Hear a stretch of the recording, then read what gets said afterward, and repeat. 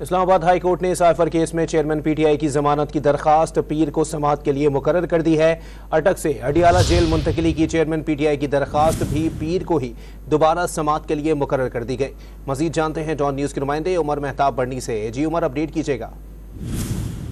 جی دیکھیں، cipher case میں chairman P T I کی ضمانت کی درخواست سماعت کے لیے مقرر کر دی گئی ہے۔ اسلام آباد ہائی کورٹ نے چیئرمین پی ٹی آئی کی درخواست ضمانت کی کاز لسٹ جو ہے وہ جاری کر دی ہے۔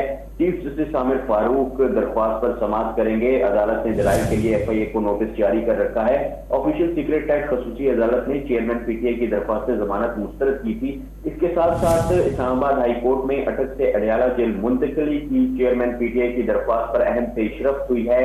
عدالت نے فیصلہ محفوظ ہونے کے بعد کیس دوبارہ سماعت کے لیے مقرر کر دیا ہے۔ 25 ستمبر کو چیف جسٹس عامر فاروق جو ہے وہ اس درخواست پر سماعت کریں گے۔ عدالت نے کچھ روز قبل دلائل مکمل ہونے کے بعد فیصلہ محفوظ کیا تھا۔ بعض قانونی نکات کی مزید وضاحت کے لیے عدالت کیس دوبارہ مقرر کر رہی ہے۔ جی بہت شکریہ عمر بڑھنی اپڈیٹ کرنے کے لیے۔